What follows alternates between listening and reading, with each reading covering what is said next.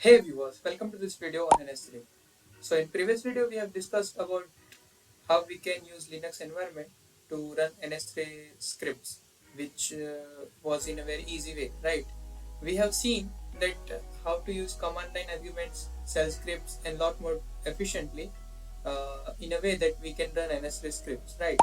So in today's video I'll be discussing about some advanced stuff, some advanced NS3 stuffs that you must be aware about in order to transition from your what you can say beginner level to the little bit advanced and pro level. I think that what you can say. So namely we are going to explore about object aggregation and scheduling the events in NS3. So which will also make a setup for our next video, which is on mobility model. So or you can say another type of mobility model. So we have seen constant position and random movements in NS3, right? So now to explore another what you can say, to understand you about, to explain you about some another mobility models, I need some stuff configured in your what you can say knowledge previously.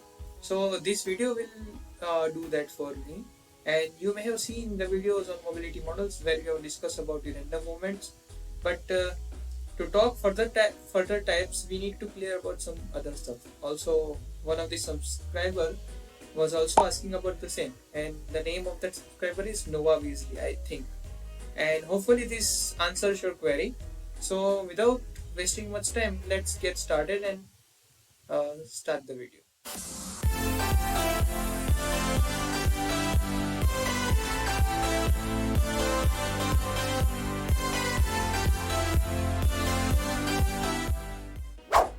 So let's just first talk about the object aggregation.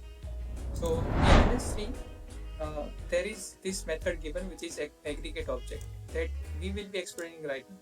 But let's just what you can say forget about the NS3 and let's understand simple object aggregation. So let's say there are several classes that you have made, and there are two classes. Let's say this is dummy class A and there is another class which is dummy class B, which is extending or you can say a child class of same parent class. So what we can do is, let's say we want to combine those objects in one single object. Let's say there is a dummy class A object and there is another class another object of dummy class B, and both classes dummy class A and dummy class B are extending some same type of parent class. So we can actually have such method which can aggregate both objects, and by having done that, what we can do, we can use just one object to get the information of the another, right? So in NS3 what we have did, there is this base class which is NS3 object, and all the child class which are extending NS3 object, they have this method which is called aggregate object. So this method actually what you can say establish one kind of aggregation kind of relationship. So there are several use cases of that. Let's say there is certain mobility model and we are aggregating mobility model with some node object of node, right? So what we can do by doing that is that, let's say in simulation we want information of the mobility model and a node class. So what we need to do, we need to manage two pointers, one to the node and one to the mobility model. So instead of that, what we can do, we can aggregate object of node and object of mobility model. By having done that, what we can ease to ourselves is that we don't need to make pointers of two separate things, so which make actually things very easy for us. So this is very basic example of that. So let me just explain you about the code. So this is the actual code that you will find inside GitHub repository. Let me just show it to you. So this is my GitHub repository. So maybe I'll share I will be sharing this link, and you can see all kind of simulations. These are some simulations of CSMA custom applications, then NetNM out. These are some outputs, ECP trace sources. So inside I have not updated this repository, but let me just what you can say. Let me just show you over here. So this is what you can say NS3 simulation. So inside this advanced concept, I have made some files, and this is that file which is actually demonstration. What you can say demonstration of the object aggregation. So that is this same code. Let's just understand that. So I have made this dummy class, which is actually extension of NS3 object. This dummy class is nothing but it is just having getter and setter, which is just setting in what you can say getting the value of this double variable that we have made inside this class. And these are the method defined for the class, right?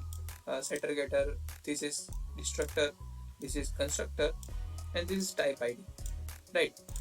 So I hope this is very clear to you, right? And what we have did, we have created node container and we have created two nodes. So basically we have created pointer to the dummy class, and the object of it is named as user.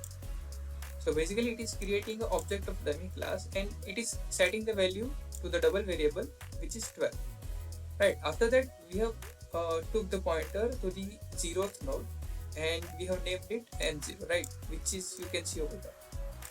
After that we are actually aggregating this user object into this node object which is n0 that we have named over there, right? And this ptr is actually what you can say advanced or you can say smart kind of pointer that is also provided by the NS3. So you need to include these two modules to use that, right? Now what I mean by actual aggregation, that I have told you, right, that we can actually group those objects. So this is a node object, it is having aggregation to user object, or you can vice versa say that user object it is having aggregation to this node object. So there are several things that you need to be aware about. First thing is copied object doesn't have aggregate objects. So to demonstrate that, actually what we have did, we have made a copy of n0 and we are printing the original node and the copied node address of those two nodes, and then we are trying to get object of dummy class from the new copy, the copy of n0 that we have made over here, right? You can see these lines. Basically that's pretty much simple, that I don't need to explain much about that, right? So basically if we try to get object of dummy class from the copied object of this node 0, then it will throw you the null value. So that's the test case that I have made over here, if else condition basically. So that's the first case. I'll just what you can say go through this code and then I'll show it after explanation. I'll also run this file. Okay, so let's just understand. So first thing is to note that copied object doesn't have aggregate object, so it will show you the null. I'll run the code and then we'll see. Then the second thing is we can only get the aggregated object from the original one. So the original one is n0 and we have aggregated user object to the n0, right? So if we use get object method on n0, then and only then we can get the object. So that's why I have did what you can say, I have printed object value and then I have printed object.get value which should print 12 over here. Then the last thing is to note that we can go another way also. So I have told you that object aggregation means there is a relation between n0 to user and user to n0. So that's why it's a what you can say bidirectional kind of relationship. So if we use user object and we try to get object of type node, then also it is possible. And it doesn't matter that we have aggregated user with the n0 or n0 with the user. We can get object of user dummy class from the n0 also, and we can do another way also, which is to get node type of pointer from the user which is dummy class, right? So that's pretty much it about the what you can say object aggregation. So this is just simulator running till 60 seconds, then it is destroyed, right? So let's just run this code first of all to understand what we have seen just now, right? So I'll go for this local in terminal. Then you can see this is first.cc file which is inside this scratch folder, right? So I'm just going over here /ns3 run scratch first.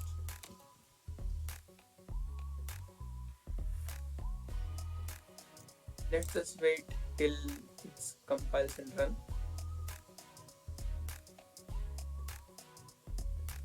So see, the original node, it is having an address of this, and the copied node, it is having different kind of address, right? It's obvious. Then dummy class from copied object, if you try to get what you can say dummy class from the copied node, which is this, so it is saying 0, and if condition that we have wrote over here, object is double equals to null. So object is basically, we are trying to get dummy class from the copied object, so it is saying that it's a null. And then after the value of object, which is this, so it is what you can say pointer value to the dummy class. So basically the address of that dummy class is this, and you can see the value is this value object.get value is printing 12 because we have set the value the 12 over here, right? Then after original node, which is like address of n0 that we are printing, it is this, and you can compare with this also because they are both same. And after that we are trying to get what you can say node object of pointer to node, and we are trying to get object from the user, which is dummy class, object of dummy class, right? So you can see they both are printing the same way. So it hence prove that having aggregation doesn't, it is not one way relationship, it is bi-directional kind of things. So that's it for what you can say object aggregation. We'll explore on this in upcoming videos more. So let's just move on to another topic, which is scheduling events. So now let's talk about the scheduling events. So what I mean by scheduling events is you need to aware about simulator. You might have seen this simulator line a lot more times, right? In every what you can say in each and every scripts of NS3 that you may have seen, you may find this simulator kind of thing. But there are several things that you are not aware about. There is this schedule, what you can say, function that you may not be aware about till now, or this function that you might have not seen till now, right? You may have seen stop, which stops the simulation after particular seconds that you have entered over here. Then there is run, and then there is destroy. So you may be gone through these lines, but you didn't went through, or you are not aware about the schedule, right? So it is just one thing that I need to tell you that let's say there is simulator, there is certain events that we want to start at particular time. So after the simulation is started, after 5 seconds, let's say we want that we need to just print 5 seconds pass. And actually what we can do, there are, let's say there is some object and we want to change the velocity of that object after 5 seconds. So we can make one function which is change velocity, and then we can put the code of changing velocity over there, and we can just schedule after 5 seconds the event, and inside that event we can pass the reference to that function, right? And how we do that, we just put ampersand and the function name, right? And there is one thing that I want to tell you, which is that this is one time of event. Let's say after 5 seconds this event is happening for just one time. So there are certain cases when, let's say, we want to get the information of the object's velocity. Let's say we want to get some information at each particular time interval. let's say after each 1 second we want to print some kind of information. So that also we can do, that we have scheduled after 1 second and the reference to the function is print info, and we can put the code to print the information over here. And after that, at the end of statement, we can at the what you can say the last line of that function, which is to be scheduled that same function after 1 second. So it's like after every 1 second this function will be called. So these are just two things that I need to fit in your mind, which is that repeatedly if you want to schedule some kind of event, then you can do this. And let's say after certain interval, if you want to schedule some kind of events, or let's say after certain events you want to schedule some kind of events, so you can do this one time of event and just put your code over here. So let me just run this file for you, and in order to run that file, let me just copy that file inside first.cc, right? And let me just run first file. So you will see after this file run, and you can see from the output that after 1 second it is saying that 1 second is passed. So it is like 2 seconds for the simulation time, 3 seconds, 4 seconds, and 5 seconds. And you can see 5 seconds has passed since we have scheduled it for 5 seconds. After 5 seconds, so after 5 seconds this function has been called, and after 1 second this function has been called, and due to this last line which is saying that after another 1 second you just call print info another time. So you can see after each 1 second you are able to see this print line, right? So basically that's it for today's video. We have seen that how we can schedule an event repeatedly, whether it is a repeated event or you can say one-time event. And also we have seen object aggregation. And also one thing also I have mentioned you, that if you want the code, that you can find it inside my GitHub repository, and I will share the link for that. There you will find this all files, and you can explore by yourself also. So hopefully you have got the idea, and this video also set up the upcoming videos on the another type of mobility model. So be care to watch it carefully. If you haven't, then go through it again. And that's it for today's video. We'll meet in the next video. Till then, keep learning and keep exploring.